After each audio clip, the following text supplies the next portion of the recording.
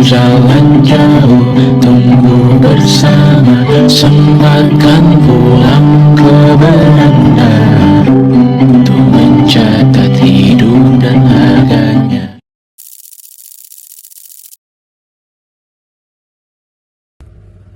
Assalamualaikum warahmatullahi wabarakatuh.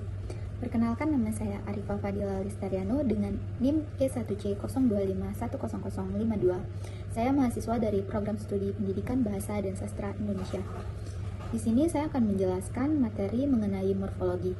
Sebelum saya mulai menjelaskan materi ini, izinkan saya menyampaikan pengantar singkat. Morfologi yaitu salah satu cabang ilmu bahasa yang membahas bentuk kata dan proses pembentukannya. Materi ini penting untuk kita pahami karena membantu kita mengenal struktur dan kata dalam bahasa Indonesia serta bagaimana kata-kata tersebut dibentuk dan digunakan dengan benar dalam kalimat. Diharapkan morfologi adalah cabang ilmu bahasa yang mempelajari bentuk dan pembentukan kata. Secara sederhana, morfologi membantu kita untuk memahami bagaimana huruf dan suku kata bergabung menjadi kata yang bermakna. Dalam setiap bahasa, suara yang disusun menjadi kata, lalu menjadi frasa dan kalimat yang dapat menyampaikan sebuah pesan.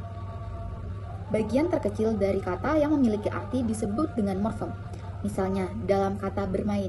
Di dalam kata bermain itu terdapat dua morfem, yaitu kata ber dan main, yang bila kita gabungkan menjadi membentuk makna yang baru. Jadi, morfologi mempelajari bagaimana bentuk morfem-morfem itu disusun dan berubah sehingga menjadi sebuah kata dalam satuan bahasa. Selanjutnya, morfem dan perbedaannya dengan morfologi. Morfem adalah satuan terkecil dalam bahasa yang masih memiliki makna, sedangkan morfem tidak dapat kita bagi lagi dan tidak bisa kita hilangkan arti atau makna dasarnya. Dalam bahasa Indonesia, morfem bisa berupa kata dasar seperti tulis atau berupa imbuhan seperti men, yaitu awalan, dan kata akhiran. Bahkan bisa berupa gabungan keduanya. Morfem memiliki peran penting karena menjadi bahan dasar dalam pembentukan kata. Dengan memahami morfem, kita dapat mengetahui bagaimana setiap bagian kecil dari kata berfungsi untuk membentuk arti yang utuh.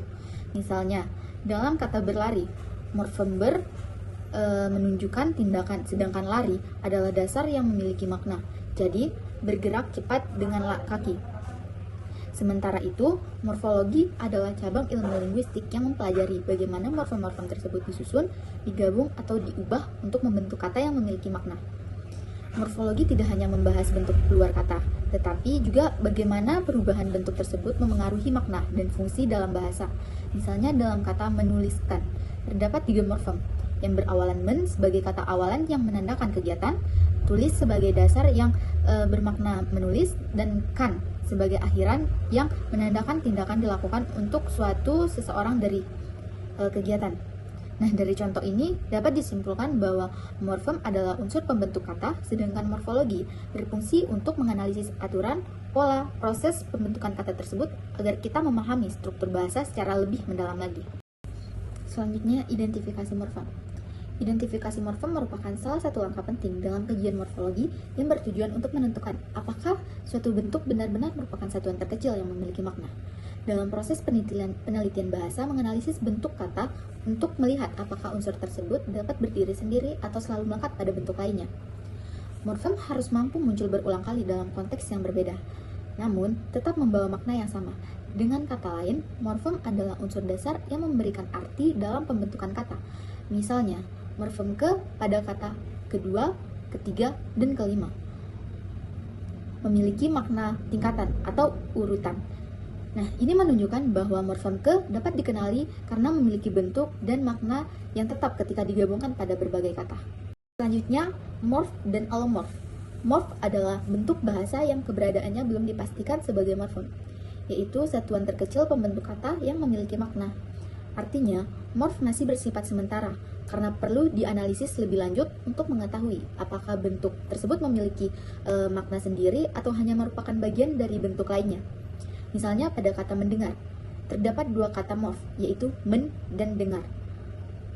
Pada tahap awal, kedua bentuk tersebut disebut morf karena belum dapat dipastikan maknanya secara terpisah. Namun, setelah dianalisis, diketahui bahwa men berarti melakukan suatu perbuatan dan dengar berarti menangkap suara. Sehingga keduanya bisa dikatakan sebagai morfem. Contoh lainnya terlihat pada kata berjalan. yang terdiri atas morf, ber, dan jalan, serta kata ditulis yang terdiri atas morf dan tulis. Sebelum diketahui maknanya masing-masing, bentuk-bentuk tersebut disebut morf. Dan setelah diketahui makna serta fungsi, baru disebut morfem. Selanjutnya, klasifikasi morfem. Klasifikasi morfem didasarkan pada kebebasan atau keutuhan dan maknanya. Yang pertama ada morfem bebas dan morfem terikat. Selanjutnya morfem utuh dan morfem terbagi. Selanjutnya morfem segmental dan morfem suprasegmental. Selanjutnya morfem dasar, pangkal, dan akar. Dalam kajian morfologi, istilah morfem dasar digunakan untuk membedakan antara bentuk yang membawa makna utama dan bentuk yang hanya berfungsi sebagai tambahan.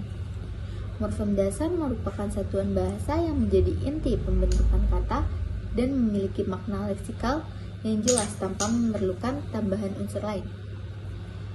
Contohnya terdapat pada kata juang, kucing, dan sikat, yang masing-masing dapat berdiri sendiri sebagai kata dan memiliki makna yang lengkap. Berbeda dengan pangkal, akar adalah bentuk paling dasar dari sebuah kata yang tidak dapat dibagi lagi menjadi bagian yang lebih kecil dan tetap membawa makna. Akar diperoleh setelah semua imbuhan dihilangkan. Contohnya, kata ketiduran berasal dari akhir tidur, bertahap, tidur, tiduran, atau ketiduran. Selanjutnya kata. Kata adalah satuan bahasa yang memiliki arti dan dapat berdiri sendiri.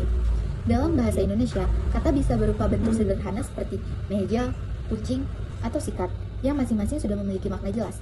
Namun ada juga bentuk yang lebih kompleks seperti matahari atau luar negeri, yang terdiri dari dua bagian tetapi sering dianggap satu kesatuan makna. Selanjutnya, klasifikasi kata. Klasifikasi kata atau penggolongan kata adalah cara untuk membedakan jenis-jenis kata dalam bahasa. Dalam bahasa Indonesia, kata dibagi menjadi beberapa kelompok seperti nomina, verba, dan adjektiva, adverbia, dan konjungsi. Setiap kelompok kata memiliki fungsi dan ciri yang berbeda. Yang terakhir, pembentukan kata. Pembentukan kata adalah proses untuk membuat kata baru agar bisa digunakan dalam kalimat. Dalam bahasa Indonesia, kata bisa dibentuk dengan beberapa cara, yaitu afiksasi, redukasi, dan komposisi. Misalnya, kata dasar baca bisa menjadi membaca, dibaca, atau bacaan, tergantung pada imbuhan yang ditambahkan. Dengan proses ini, satu kata dasar bisa menghasilkan berbagai banyak bentuk yang berbeda, tetapi tetap memiliki hubungan makna.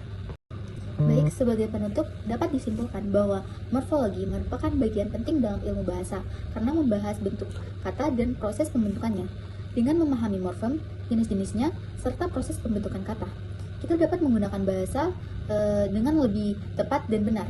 Pengetahuan ini diharapkan dapat membantu kita dalam memahami struktur kata serta meningkatkan kemampuan berbahasa baik secara lisan maupun tulisan.